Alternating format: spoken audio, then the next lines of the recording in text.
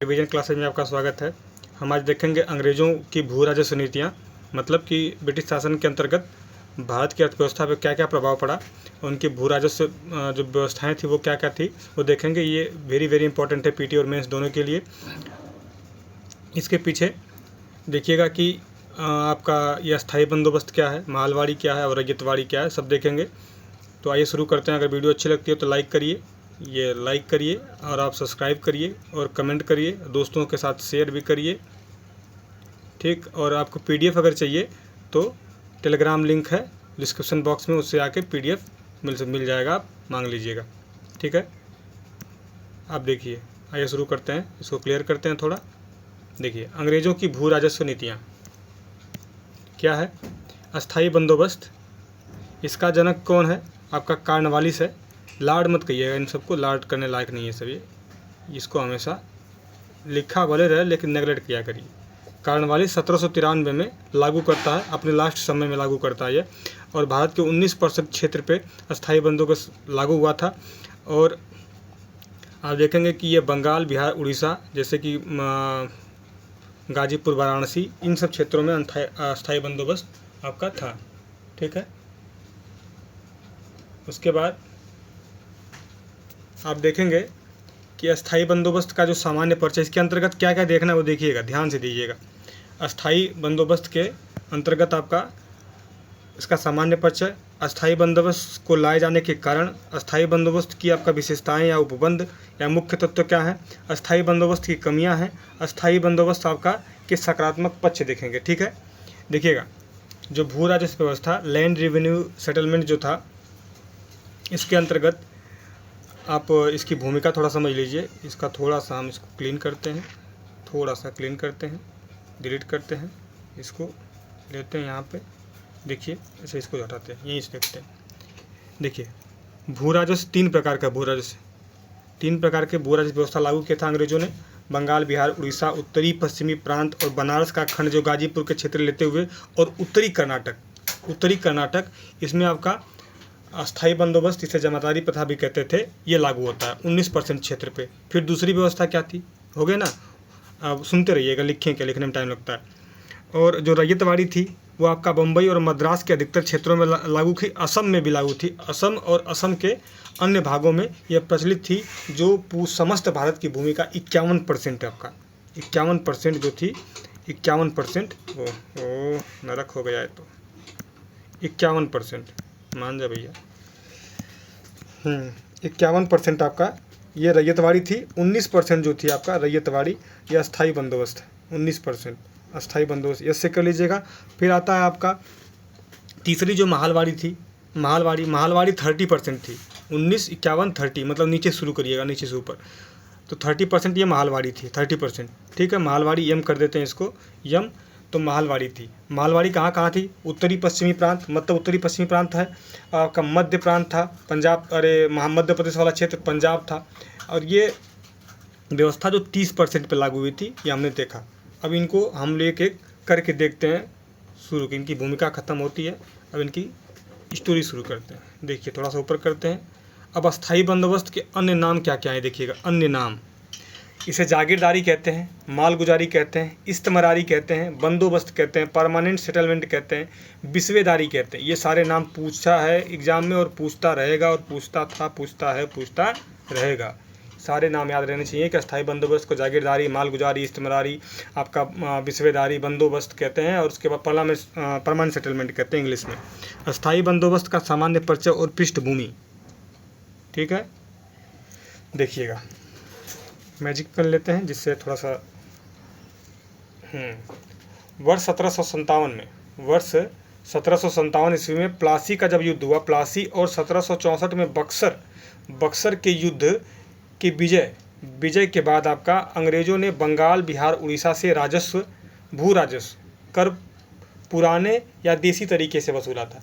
जब इन्होंने 1757 में प्लासी का युद्ध लड़ा तो बंगाल को जीता, 1764 में बंगाल, बिहार, उड़ीसा इन तीनों क्षेत्रों पे इनको दीवानी प्राप्त हो गई। जब दीवानी प्राप्त होती है तो इनको कर वसूलने की शक्ति प्राप्त होती है। तो जो पुराने तरीके थे, देसी ढर्रे थे, उन देसी ढर्रों पे इन्होंने कर वसूलना प्रारंभ किया। वर्ष 1772 में बंगाल के गवर्नर जो आपका वारेन हेस्टिंग था, इसके समय आपका अंग्रेज़ों ने अपने वित्तीय मुख्यालय, वर्ष 1772 में बंगाल का जो गवर्नर है वारेन हेस्टिंग के समय अंग्रेज़ों ने अपने वित्तीय मुख्यालय, कौन सा मुख्यालय है वित्तीय मुख्यालय, मुर्शिदाबाद, मुर्शिदाबाद से स्थानांतरित करके कलकत्ता को बनाया था। जो इसका वित्तीय मुख्यालय मुर्शिदाबाद था, इसको स्थानांतरित करके कहाँ बनवाया था, कलकत्ता बनवाया। ठीक है, आगे देखते हैं। और इसी समय भू राजस्व की पंचशाला बंदोबस्त आपका लागू किया गया था। पंचशाला बंदोबस्त लागू किया, जो आपका ज़्यादा सक्सेस नहीं हुई थी। आगे देखते हैं, थोड़ा ऊपर कर लेते हैं। हाँ, वर्ष 1777 में पंचशाला बंदोबस्त की समाप्ति के बाद अंग्रेज़ों ने एक साला बंदोबस्त, पंचशाला मतलब 5 साल का बंदोबस्त था, 5 साल पे ठेके पे देते थे। फिर ये जब सक्सेस नहीं हुआ, इनका रेवेन्यू गिरने लगा, तो इन्होंने अपने जो कर व्यवस्था थी उसमें बदलाव किया और एक साला बंदोबस्त लागू किया। और यह आपका भू राजस्व परंपरागत रूप से ही वसूला जाने लगा। फिर क्या होता है कि 1793 में, वर्ष 1793 में अंग्रेज गवर्नर जो कॉर्नवालिस है, कॉर्नवालिस ने इसी बंदोबस्त में अस्थायित्व लाया। इसीलिए इसे आपका अस्थायी बंदोबस्त या परमानेंट सेटलमेंट कहते हैं। ठीक है, आगे देखते हैं। परमानेंट सेटल के नाम से जाना जाता है। अब क्या है, इसी को हम जमींदारी बंदोबस्त, इस्तेमारी कहते हैं, जागीरदारी के नाम से जानते हैं। ठीक है, अस्थायी बंदोबस्त को लाए जाने के कारण, इधर देखिए ध्यान से, तो लटक के आइए। जमींदारी बंदोबस्त के अंतर्गत कितना भू राजस्व वसूला जाए और भूमि का मालिकाना हक किसे दिया जाए और यह अंग्रेज़ों के लिए कितना उपयोगी होगा, इस बात पर विचार करने के लिए जॉन शोर, जो आपका कॉर्नवालिस के समय एक क्या कहते हैं कि समझिए कि एक अधिकारी के पोस्ट पे था। बाद में कॉर्नवालिस जब जाता है तो ये क्या बन के आता है, गवर्नर बन के आता है। 1793 में कॉर्नवालिस चलाता है, 1793 से 99 तक जॉन शोर जो रहता है हमारा गवर्नर जनरल बन के रहता है। तो जॉन शोर और जेम्स ग्रांट और कॉर्नवालिस आमने सामने आए। ठीक, आमने सामने आए। आगे देखिएगा, इस समय कॉर्नवालिस और जॉन शोर ने यह तर्क दिया कि भारत में जमींदारी वर्ग एक सशक्त वर्ग के रूप में मौजूद है। अगर इसे भूमि का मालिकाना हक मिलेगा तब अंग्रेज़ों को भारत का एक मजबूत मित्र मिल जाएगा। क्या कह रहा है ये, कह रहा है कि इस समय कॉर्नवालिस और जॉन शोर ने यह तर्क दिया कि भारत में जो जमींदार वर्ग हैं, जमींदारी वर्ग, इनको एक सशक्त वर्ग के रूप में मौजूद हैं। जो जमींदार वर्ग हैं वो सशक्त हैं। अगर इसे भूमि का मालिकाना हक मिलेगा तब अंग्रेज़ों को भारत का एक मजबूत मित्र मिल जाएगा। ये कहना चाहता है कि इन सब के मन में एक बात उपजी। क्या उपजा कि जो इनके धनाढ्य वर्ग हैं, जमींदार धनी हैं और ये इनका प्रभुत्व ज़्यादा है, अगर इन्हीं को अंग्रेज़ों के पक्ष में ले लेंगे तो क्या होगा कि भारत में इनका एक मजबूत मित्र मिल जाएगा, जो इनको हर एक सुख दुख में जब ये लात खाएंगे तो इनका साथ देगा। ठीक है, तो लात खाएंगे तो साथ देगा, तो इसी के लिए इन्होंने जमींदारों को चुना।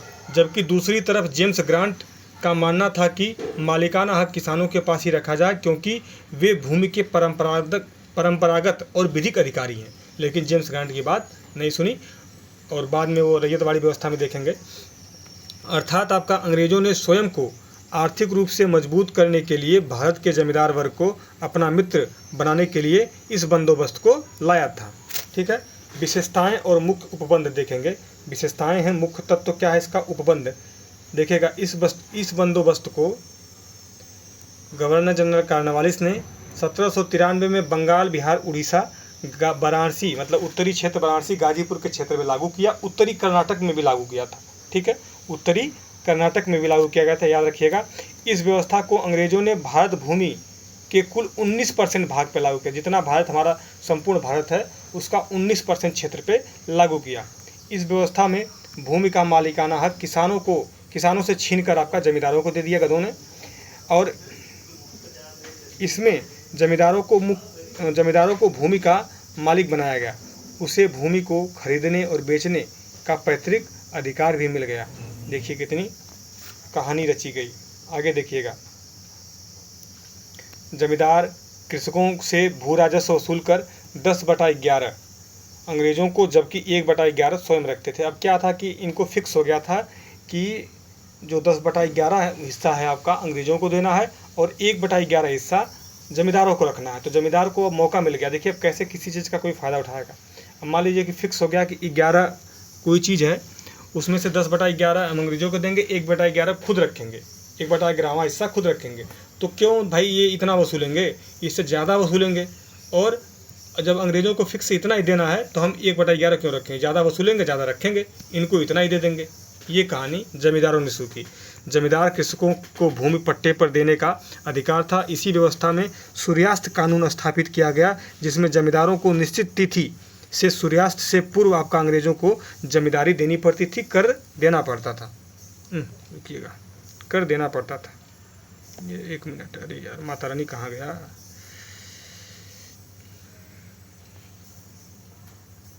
देखिएगा, देनी पड़ती थी। तो इसके नकारात्मक पक्ष क्या हैं कि इस बंदोबस्त के द्वारा किसानों को जमींदारों और अंग्रेजों नामक दो मालिक अधीन छोड़ दिया गया। क्या लिखा है ये?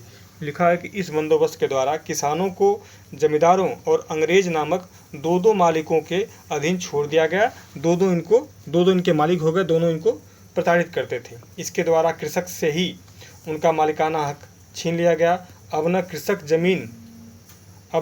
ज़मीन खरीद सकते थे और न ही बेच सकते थे।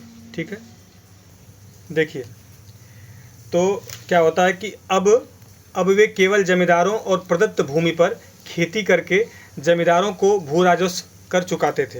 अब ये कहने का है कि जो किसान थे वो जमींदारों द्वारा प्रदत्त भूमि पर खेती करते थे किसान, और जमींदारों को भू राजस्व चुकाते थे। और जो जमींदार होते थे, सूर्यास्त कानून का मतलब होता है कि सूर्य के अस्त से पहले जमींदार जो होते हैं वो अंग्रेज़ों को जाके जितना वसूली की है उनको देना पड़ता था, नहीं तो उनकी जो भूमि होती थी अंग्रेज छीन लेते थे, दूसरे जमींदार को दे देते थे। यही सूर्यास्त का नियम था। और दोनों जो इसी व्यवस्था के द्वारा जमींदारों ने कृषकों का समय समय पर शोषण किया था, क्योंकि जितना कर वसूलना चाहिए उससे ज़्यादा कर वसूलते थे। 1/11 हिस्सा इनको लेना था, 10/11 हिस्सा अंग्रेज़ों को देना है। तो अंग्रेज़ों को जितना देना, अंग्रेज़ों का तो फिक्स हो गया, तो फिक्स नहीं लेते थे, अब ज़्यादा लेते थे। अंग्रेज़ों को 10/11 दे देते थे और जितना बचता था खुद रखते थे।